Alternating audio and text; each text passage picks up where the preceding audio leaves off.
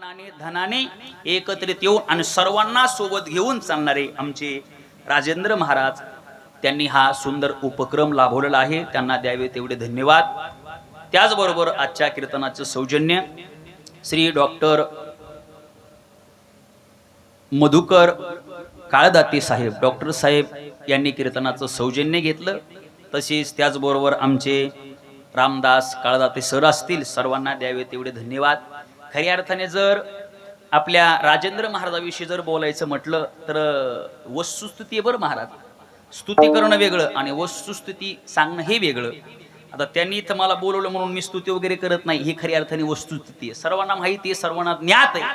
वारकरी संप्रदायामध्ये एखादा जर विद्यार्थी असेल किंवा वारकरी शिक्षण संस्थेमध्ये जर एखादा विद्यार्थी असेल, त्याला शिकण्याची तीव्र इच्छा आहे पण परिस्थितीनुसार शिकता येत नाही, तर त्याला कुठल्या गोष्टीची कमतरता आहे त्या सगळ्या गोष्टी उपलब्ध करून देणारे म्हणजे सर आहेत, आहे का नाही? हो, 5 संस्था आहेत. वाद वाटल्या 5 संस्था आहेत. कोणत्या संस्था? आपल्या गुरुकृपा वारकरी शिक्षण संस्था असेल, पुन्हा आपले हे मुळेवाडीची संस्था असेल, असे 4 ते 5 संस्था आहेत. त्या संस्थांमध्ये सरांचं फार मोठं त्या ठिकाणी योगदान आहे. संस्थेमधील एखादा कार्यक्रम असेल तर त्या कार्यक्रमामध्ये सहभागी होऊन पंगत करणं. आता आमच्या श्री गुरु वारकरी शिक्षण संस्थेमध्ये फार मोठा 2 दिवसीय कीर्तन महोत्सव झाला. त्यामध्ये सरांनी फार मोठी पंगत घेतली होती. त्याच्यासाठी खर्च लागला 1 लाख रुपये, आहे का नाही? आमच्या वैभव महाराजांनी सांगितल्याबरोबर लगेच खिशातून पैसे काढले आणि लगेच हातामध्ये ठेवले. उद्या देतो आणि परवा दिवशी देतो असं म्हणून नाही बरं का गुरुजी, लगेच तात्काळ, आहे का नाही? असं गोड व्यक्तिमत्व आमचे सर आहेत, त्यांना द्यावे तेवढे धन्यवाद. सुंदर उपक्रम ते लाभवतात, त्यांनाही धन्यवाद. या कार्यक्रमाला उपस्थित असणारे महाराष्ट्रातील सुप्रसिद्ध गायनाचार्य भजन सम्राट, की ज्यांच्याकडे पाहिल्याच्या नंतर बऱ्याच जणांना घाम सुटतो, हे का नाही? पण गायकाला घाम सुटतो यात न नाही, पण बऱ्याच जण वादकाला सुद्धा घाम सुटतो, हे का नाही? पण वादकाला घाम सुटतो यात न नाही, कीर्तनकाराला सुद्धा घाम सुटतो, म्हणजे सगळ्या गोष्टीचं तंतोतंत ज्यांच्याकडे ज्ञान आहे आणि रोखोक व्यक्तिमत्व आहे. माघारी अजिबात नाही बरं. जे आहे ते तोंडावरती बोलणारं व्यक्तिमत्व आहे आणि अशी व्यक्तिमत्व पाहिजे, नाही तर माघारी त्याला जमलंच नाही असं नाही. आहे ते तोंडावरती, आहे का नाही? गोड व्यक्तिमत्व हे देवीदास महाराज जाधव उर्फ झुका गुरुजी असं त्यांचं नाव प्रख्यात आहे. गुरुजींच्या नावाने एकदा जोरदार टाळ्या वाजवा. गुरुजींनी माझ्यासारख्या छोट्याशा वारकऱ्याच्या कीर्तनामध्ये टाळ घेऊन चाल म्हणावी एवढा मोठा मी काही कीर्तन नाहीये, पण खऱ्या अर्थाने एक वारकरी संप्रदायामधला आपला एक मित्र कीर्तन करतोय आणि स्वाभिमानाने त्याचं कौतुक पाहण्यासाठी खऱ्या अर्थाने गुरुजी आज कीर्तनामध्ये बसले, आहे का नाही? म्हणून सर्वांना गुरुजींना द्यावे तेवढे धन्यवाद. त्याचबरोबर आता गुरुजींच्या मागं चाल म्हणणं म्हणजे काय सोपं नाही. गुरुजी कुणाच्याही मागं चाल म्हणतील, पण गुरुजींच्या मागं चाल जमत नाही जमत, पण तरी सुद्धा त्याच ताकदीने प्रयत्न करणारे आमचे हरिभक्त परायण दीपक महाराज गांगर्डे, त्यांनाही धन्यवाद. त्याचबरोबर गायनाचार्य आमचे वैभव महाराज आहेत, त्यांनाही धन्यवाद. त्याचबरोबर आमचे हरिभक्त परायण संतोष महाराज, बरोबर, वा वा नाव आहे वा लक्षात, संतोष महाराज, तुम्हालाही धन्यवाद. गायनाचार्य हरिभक्त परायण सुदर्शन महाराज जाधव, संस्था तुमची संस्था आहे का? सुधीर महाराजांची संस्था आहे. वा, सर्व विद्यार्थी मंडळी असतील, सुंदर हरिपाठ केला, सर्वांना द्यावे तेवढे धन्यवाद. मृदंगावरती जी विराजमान आहेत, सुंदर वाजवतात, पण गुरुजी तुम्ही असल्यामुळे जरा थोडा सदाभाव, बाकी काही नाही, आम्ही समजून घेऊ शकतो. हरिभक्त परायण हो घेतो ना. हरिभक्त परायण काय महाराजांचं नाव? ओमकार महाराज, तुम्हाला धन्यवाद. हरिभक्त परायण अजय महाराज, तुम्हालाही धन्यवाद. त्यांच्याबरोबर समवेत आलेले आमचे रोहित महाराज माजलगावकर, त्यांनाही धन्यवाद. पेटी मास्तर हरिभक्त परायण बाबा, काय नाव? सरांचे वडील. वा, टाळ्या वाजवा जोरदार एकदा. धन्य माता पिता, खऱ्या अर्थाने तुम्हाला धन्यवाद दिले पाहिजे, तुम्हाला धन्यवाद. त्याचबरोबर अत्यंत गोड चॅनल आहे, कारण त्यांचं नाव घ्यावं लागते महाराज. सध्याचा मीडियाचा जमाना आहे, कधी काय उघडं पडेल काय सांगता येईल. आणि म्हणून काय आपल्या चॅनलचं नाव? संत कृपा, दत्त कृपा. नाही सांगा जरा, कधी कधी मला जरा या काना जरा आवाज कमी येतो, आहे का नाही? दत्त कृपा चॅनल आहे त्यांचं चॅनल पहा, हो, सबस्क्राईब करा आणि घंटीचं बटन दाबायला विसरू नका. सर्वांना नम्रतेची विनंती आहे. आणि म्हणून त्याचबरोबर आमचा आवाज गोड नसून सुद्धा तुमच्यापर्यंत गोड आवाज करून पाठवणारे, हो फिल्टर करून आवाज करणारे आणि तुमच्यापर्यंत गोड आवाज पोहोचवणारे साऊंड सिस्टीम ज्यांची अत्यंत गोड आहे. काय आपल्या साऊंड सिस्टीमचं नाव? हो, रेणुका माता साऊंड सिस्टीम. त्यांनाही धन्यवाद. सर्वांच्या चरणावरती नतमस्तक. कीर्तनाला सुरुवात. विठ्ठल विठ्ठल.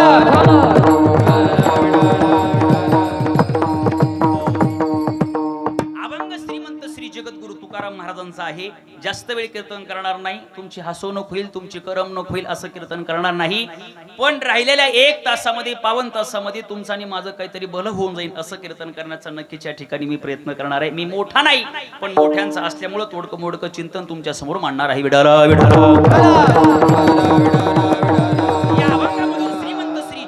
तुकाराम महाराज संत चरण रजाचं महत्व प्रतिपादन करतात. संत महात्म्याच्या पायाला चिटकलेली माती जर तुमच्या आमच्या अंगाला लागली तर आपल्या जीवनामध्ये काय परिवर्तन होतं ते परिवर्तन जगद्गुरु तुकाराम महाराज आजच्या अभंगातून प्रतिपादन करतायत. सज्जनो ऐका लक्ष देऊन. संत महात्म्याच्या पायाला चिटकलेली माती जर तुमच्या आमच्या अंगाला लागावी असं वाटत असेल तर संत महात्म्य कळणं अत्यंत महत्वाचं आहे. या जगतामध्ये वावरत असताना आपण कोणाला संत म्हणतो? ज्याने हातामध्ये कमंडलू धारण केला अशांना आपण संत म्हणतो. ज्याने खडावा घातल्यात अशांना आपण संत म्हणतो. किंवा ज्याने भगवी वस्त्र धारण केले अशांना आपण संत म्हणतो. पण महाराज या गोष्टीचा निषेध करतात. महाराज म्हणतात भगवे तरी श्वान सहज वेश त्यांचा तेथे अनुभवाचा काय पंथ.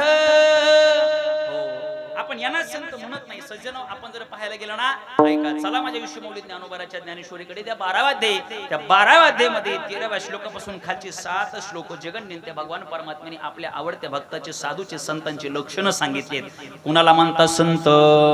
भगवान म्हणतात संतुष्ट सततम योगी यतात्मा दृढनिश्चयः मय्यर्पितो मनोबुद्धिर्यो मद्भक्त समे प्रियः.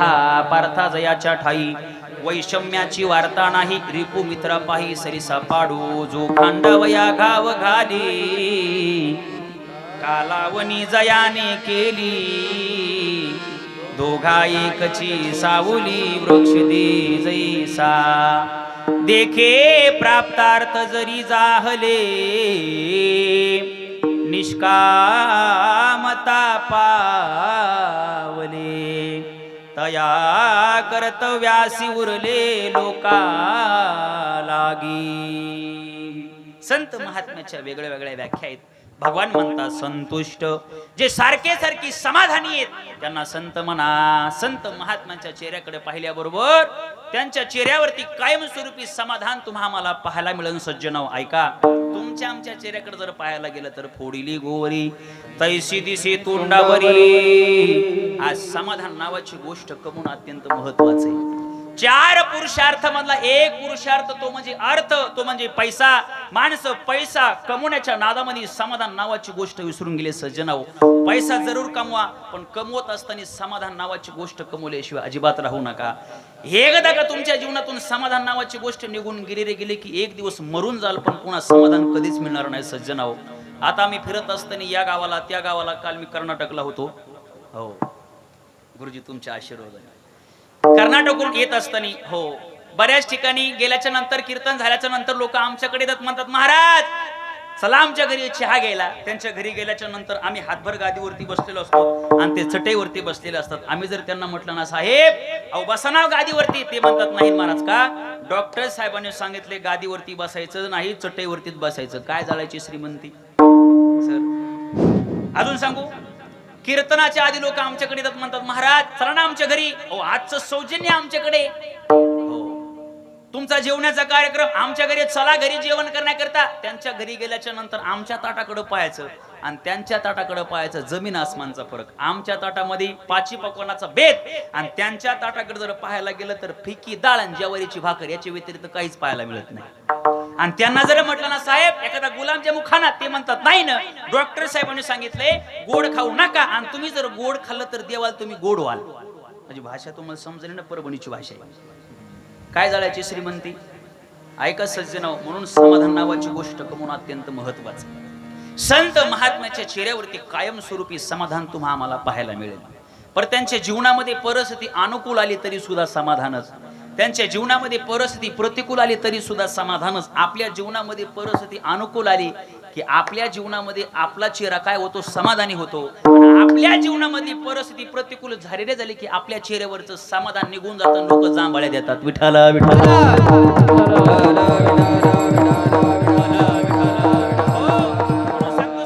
आपल्या जीवनामध्ये आपली परिस्थिती कधी चांगली येईल आणि कधी वाईट येईल सांगता येत नाही, कारण हा नियतीचा खेळ आहे. नियतीनं उद्या तुमच्या आमच्या समोर कुठलं ताट वाढवून ठेवलं इथं बसलेलं कोणी सुद्धा सांगू शकत नाही. याला नियती म्हणतात. म्हणून जोपर्यंत आपलं प्रारब्ध चांगलं आहे तोपर्यंत अन्नदान करा, परमार्थ करा, सेवा करा.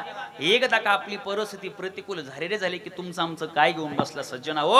ज्या दिवशी प्रभू रामचंद्राला गादी मिळणार होती त्या दिवशी प्रभू रामचंद्राला वनवासाला जावं लागलं. तुम्हामकी झाडकी पत्ती. अजून सांगू, जोपर्यंत आपलं प्रारब्ध चांगलं आहे तोपर्यंत अन्नदान करा, परमार्थ करा, तोला मोलाची सेवा करा. एकदा का आपली परिस्थिती प्रतिकूल झाली की तुमचं आमचं काय घेऊन बसलात. ज्या दिवशी धर्मराजाला गादी मिळणार होती त्या दिवशी त्या धर्मराजाला रानावनामध्ये भटकावं लागलं. याला प्रारब्ध म्हणतात. विठाला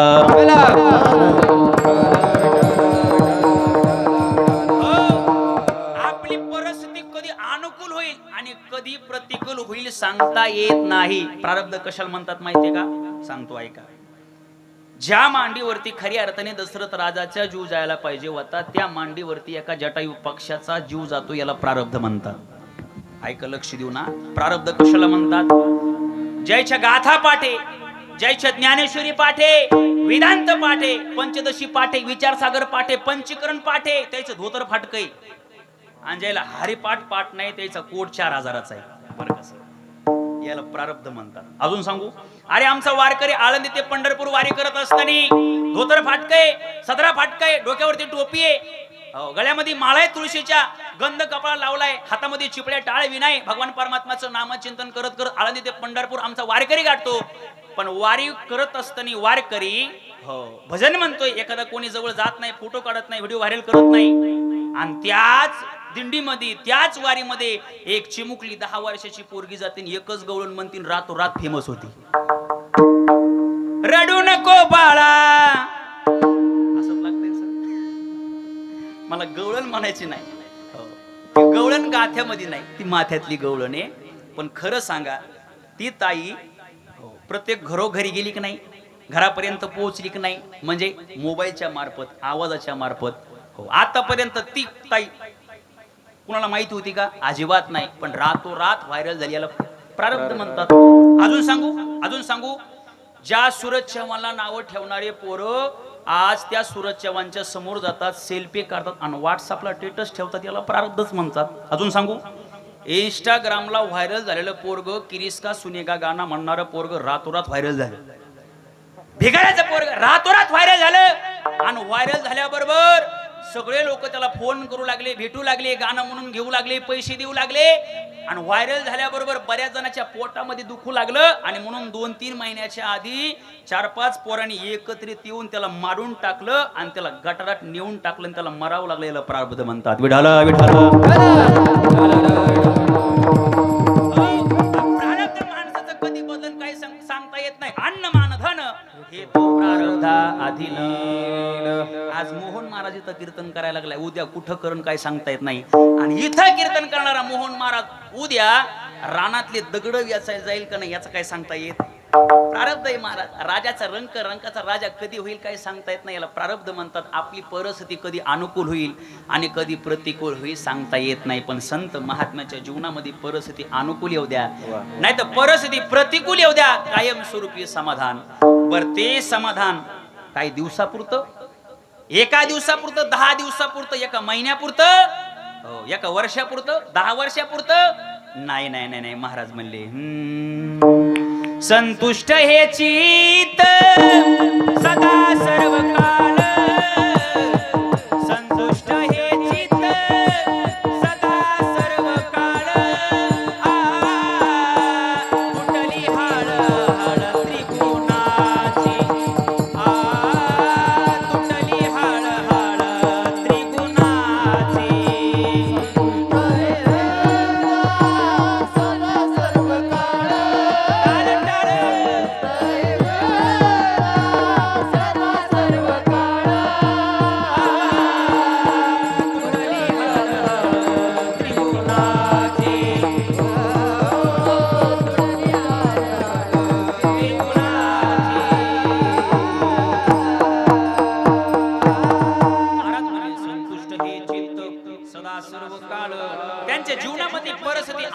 तरी सुद्धा समाधानच, परिस्थिती प्रतिकूल आली तरी सुद्धा समाधानच. ऐका सज्जनाओ, ज्ञानोबाराच्या जीवनामध्ये जर पाहायला गेलं तर विश्वमौली ज्ञानोबाराच्या जीवनामध्ये कमी परिस्थिती प्रतिकूल आली का? एक दिवशी मुक्ताईने सांगितलं, दादा मला फार भूक लागली रे, 10 दिवस झालं मी उपवास आहे, काहीतरी कर पण खायला घेऊन ये. ज्ञानोबाराचा नावेला झाला, जोडी घेतली, खांद्याला अटकली आणि ज्ञानोबारा भिक्षा मागण्याकरिता आळंदीमध्ये गेले. पहिल्या घरी गेले, भिक्षाम देही.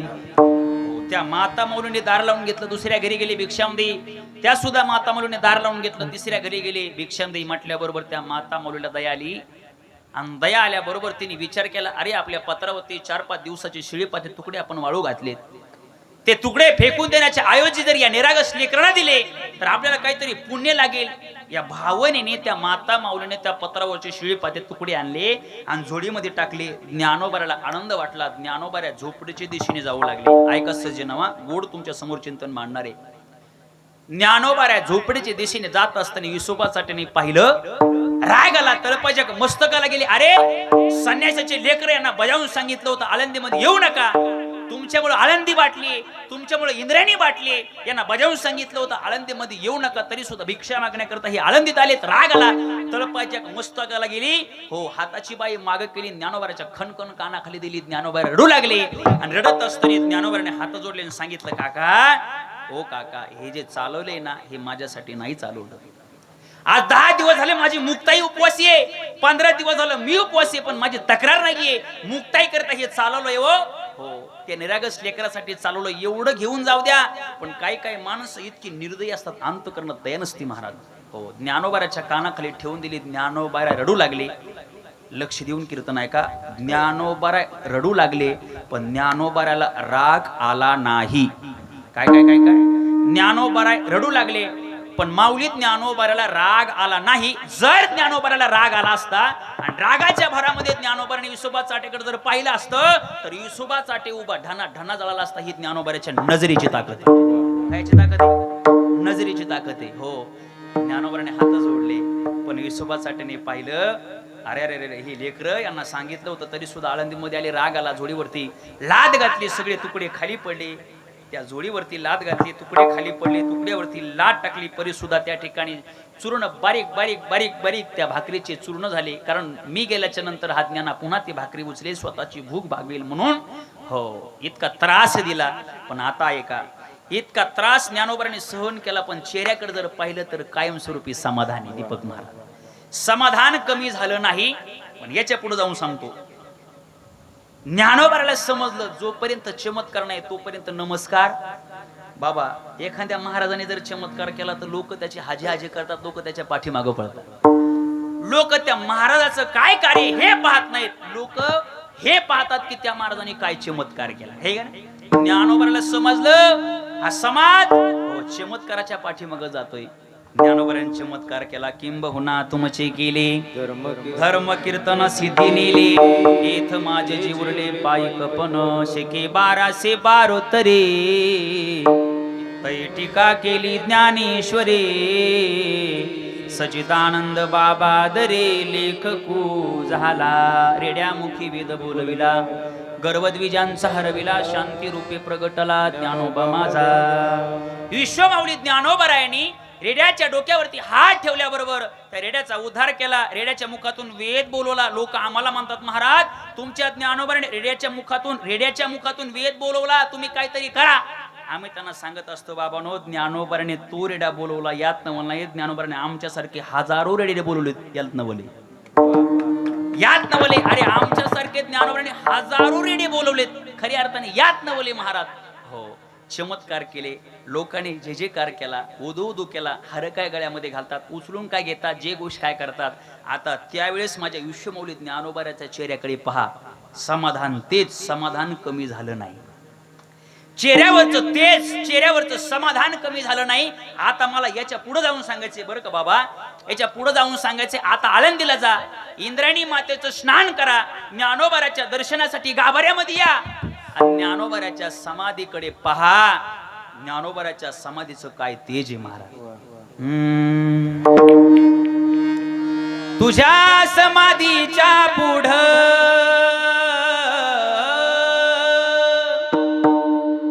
तुझ्या समाधीच्या पुढं उभ आभाळ वाकल तुझ्या ज्ञानतेच्या पुढं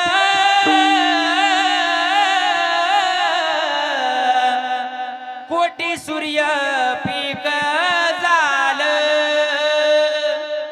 गाता तुझी ओवी देवा मना समाधान गाता तुझी ओवी देवा मना समाधान गजर घुमला आबाळी ज्ञानराज माझी माऊली गजर घुमला आबाळी ज्ञानराज माझी माऊली ज्ञानोबाऱ्याच्या समाधी पुढं चंद्राचं आणि सूर्याचं तेज फिकं पडण एवढं माझ्या आयुष्य मौली ज्ञानोबाऱ्याच्या समाधीचं तेज आहे विठाल विठाल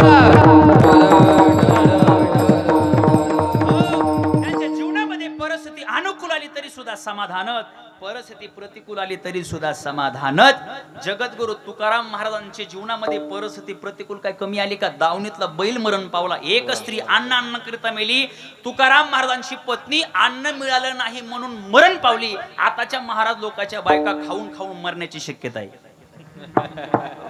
म्हणजे भाषा तुम्हाला समजेल का खाऊन खाऊन मरण्याची शक्यता आहे सज्जन हो इतकी परिस्थिती बिकट आपल्या घरामध्ये झोपल्याच्या नंतर आपल्याला घरातली पीओपी दिसावी बंगला काय कोटी रुपयाचा बंगला आहे पीओपी दिसावी स्लॅब दिसावा पत्र दिसावे पण घरामध्ये जगद्गुरु तुकाराम महाराज स्वतःच्या घरामध्ये झोपले ना सज्जन हो पीओपी दिसत नव्हती काय दिसायचं वर्णन केलंय या झोपडीत माझ्या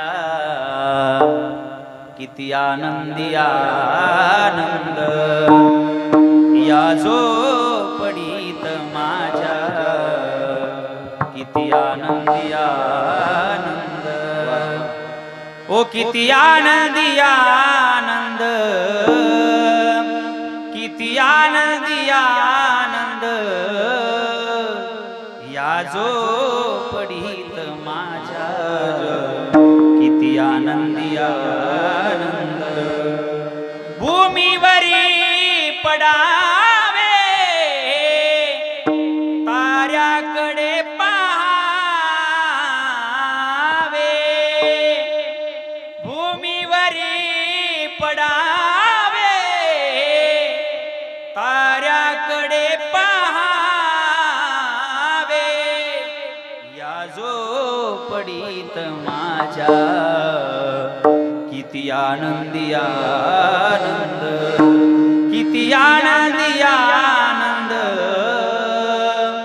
किती आनंदी आनंद या झोपडीत माझ्या किती आनंदी आनंद जगद्गुरु तुकाराम महाराजांची झोपडी होती पण त्याच्यामध्ये आनंद होता आज आपले कोटी रुपयाचे बंगले आहेत पण त्याच्यामध्ये समाधान राहायला तयार नाहीये विठाला विठाला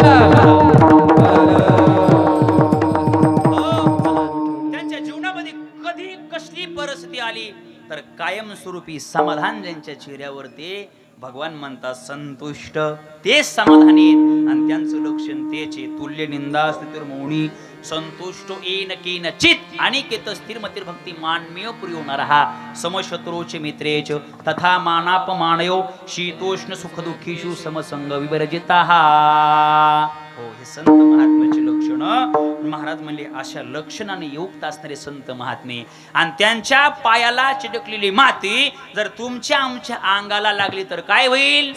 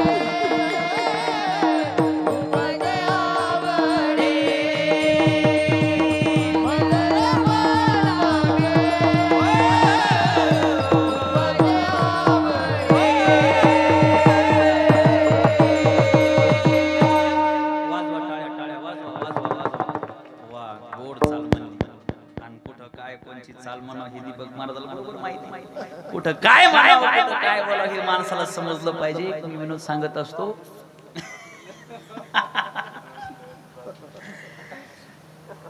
एक पोरग बापाकडे गेलं. ऐका बरं लक्ष देऊन, हे कुठं ऐकलेलं नाही पोरजी बरं का गुरुजी. एक पोरग बापाकडे गेलं, म्हणला पप्पा पैसे द्या. बापाने खिशामध्ये हात घातला, 10 रुपयाची नोट काढली, पोराच्या हातावरती ठेवली. पोरग गेलं, गोळ्या बिस्किट खाऊन आलं. दुसऱ्या दिवशी पोरग आलं, म्हणला पप्पा पैसे द्या. बापाने खिशामध्ये हात घातला, 20 रुपयाची नोट काढली, पोराच्या हातावरती ठेवली. पोरग गेलं, गोळ्या बिस्किट खाऊन आलं. तिसऱ्या दिवशी पोरग आलं, म्हणला पप्पा पैसे द्या. बापाने खिशामध्ये हात घातला, 50 रुपयाची नोट काढली, पोराच्या हातावरती ठेवली. पोरग गेलं, गोळ्या बिस्किट खाऊन आलं. चौथ्या दिवशी पोरग आलं, म्हणला पप्पा पैसे द्या. बापाने खिशामध्ये हात घातला, हो 100 रुपयाची नोट काढली, पोराच्या हातावरती ठेवली. पोरग गेलं, गोळ्या बिस्किट खाऊन आलं. पाचव्या दिवशी पोरग आलं, म्हणला पप्पा पैसे द्या. बापाने खिशामध्ये हात घातला, 200 रुपयाची नोट काढली, पोराच्या हातावरती ठेवली. पोरग गेला, गोळ्या बिस्किट खाऊन आलं. सहाव्या दिवशी पोरग आलं, म्हणला पप्पा पैसे द्या. बापाने खिशामध्ये हात घातला, 500 रुपयाची नोट काढली, पोराच्या हातावरती ठेवली. पोरग गेलं, गोळ्या बिस्किट खाऊन आलं. सातव्या दिवशी पोरग आलं, म्हणला पप्पा पैसे द्या. बापाने विचार केला, हे रोजच पैसे मागायले, बाबा काय करावं. बापाने खिशामध्ये हात घातला तर पैसे संपलेले होते. राग आला, हो हाताची बाई मागे केली, खणखण कानाखाली दिली. कुणाच्या? पोराच्या. आणि सांगितलं खाय प्यायचा लाड, पैसा म्हणलं की ठोका.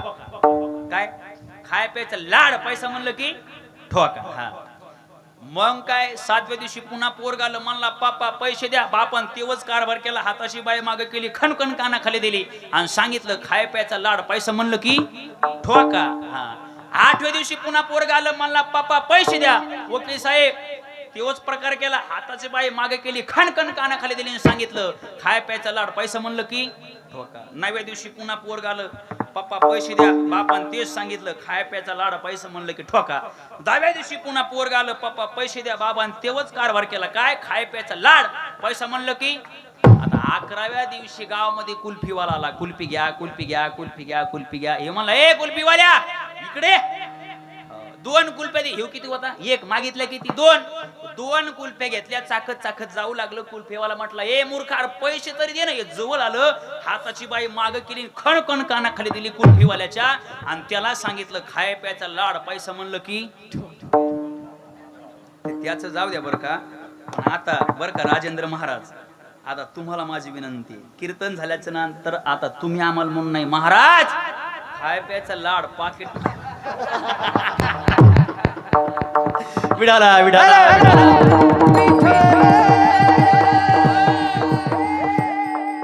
काय म्हणावं कुठं काय बोलावं हे माणसाला समजलं पाहिजे. म्हणून दीपक महाराजांनी गोड त्या ठिकाणी प्रमाण गायलं. संत चरणारज हो लागता सहज.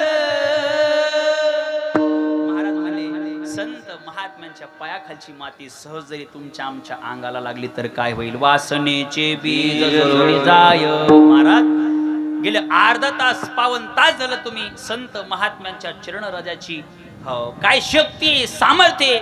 एवढं सामर्थ्य का वासनेचं बीज जळून जातं? नाही नाही नाही नाही, किती सामर्थ्य. ऐका एवढं सामर्थ्य सांगणारे लक्षपूर्वक ऐका. जगद्गुरु तुकाराम महाराजांचं जीवन म्हणजे नामचिंतन या साधनेला वाहिलेले जीवन. महाराजांनी आपल्या जीवनामध्ये नामचिंतन ही साधना सोडून दुसरी कुठली साधना केली नाही, करणार नाही, करण्याची आवश्यकता सुद्धा नाही. एक गाऊ आम्ही भगवान परमात्म्याचं नामचिंतन सततं कीर्तयन्तो मां कीर्तन्तश्च दृढव्रतः नमश्यन्तश्च मां भक्त्या नित्ययुक्ता उपासते. तरी कीर्तनाचे नटनाचे ना श्री व्यवसाय प्रायश्चित्ताचे ते नामाचे नाही पापाचे आयुष्य केले.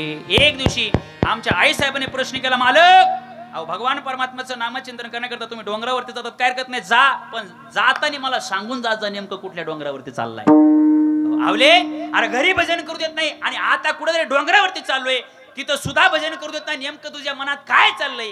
हो आई साहेबांनी सांगितलं, मालक ऐका ना, तुम्हाला याच्यासाठी मी विचारते, याच्यासाठी सांगा म्हणते. मालक सकाळचं जेवण तुम्हाला दुपारी मिळतं, दुपारचं जेवण तुम्हाला संध्याकाळी मिळतं, तुमचं जेवण मी घेऊन येते. पण कधी कधी तुम्ही या डोंगरावरती जातात, कधी कधी त्या डोंगरावरती जातायत, तुम्हाला उपवाशी राहावं लागतं आणि मला सुद्धा उपवाशी राहावं लागतं. आवले तू जेवण करत नाही? नाही मालक, जोपर्यंत तुम्ही जेवत नाही तोपर्यंत मी अन्नाचं कण सुद्धा सेवन करत नाही. मी हाताच्या जिजाबाईचं सांगित नाही.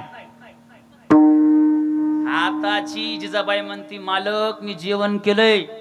ती सफोची मालिका 7 वाजून 35 मिनिटाला लागते, बरोबर आहे का? आणि त्याच्यानंतर मंजूची मालिका सुरू होती. बरोबर आहे कसं आहे माय बरोबर आहे ना हा त्यामध्ये बरोबर माळ आहे का हो? बरोबर मी मालक जेवण केले आणि ती मंजूची मालिका झाल्याच्या नंतर मी झोपणार एक काम करा त्या कुकरात भात आहे कुकर उघडा भात खा कुकर धुवून टाका तुम्ही झोपा. त्याच्यामुळे मी हाताचे आजी जबायचं सांगित नाही. आमच्या आई साहेबाचं एक तत्व होतं जोपर्यंत हो आपले पती आपले मालक जेवत नाहीत तोपर्यंत अन्नाचं सेवन सुद्धा करायचं नाही. हो नियम होता महाराज. आणि त्यावेळेस मग तुकोबारांनी सांगितलं आवले एक काम कर देहूच्या उतरायला यायचं तिथं 3 डोंगर त्या ठिकाणी रस्ते जातात तिथं आल्याच्या नंतर डोक्यावरची पाठी खाली ठेवायची त्या रस्त्याला कान लावायचा त्या रस्त्यामधून श्रीविठ्ठल नावाचा ध्वनी आहे ना समजून जायचं आवले मी त्या रस्त्याने गेलोय. आमच्या आईसाहेबांनी तोच प्रकार केला डोक्यावरची पाठी खाली ठेवली रस्त्याला कान लावला त्या रस्त्यामधून श्रीविठ्ठल नावाचा ध्वनी बाहेर गेला. हो समजून गेले की आमचे मालक भंडऱ्या डोंगरावरती भजन करण्याकरता गेले म्हणून पाठी घेतली डोक्यावरती आणि भाकर त्या ठिकाणी घेऊन जातात आमचे आईसाहेब. आता त्यावेळेचा भंडारा डोंगर आणि आताचा भंडारा डोंगर जमीन आसमानचा फरक आहे. त्यावेळेस घेऊन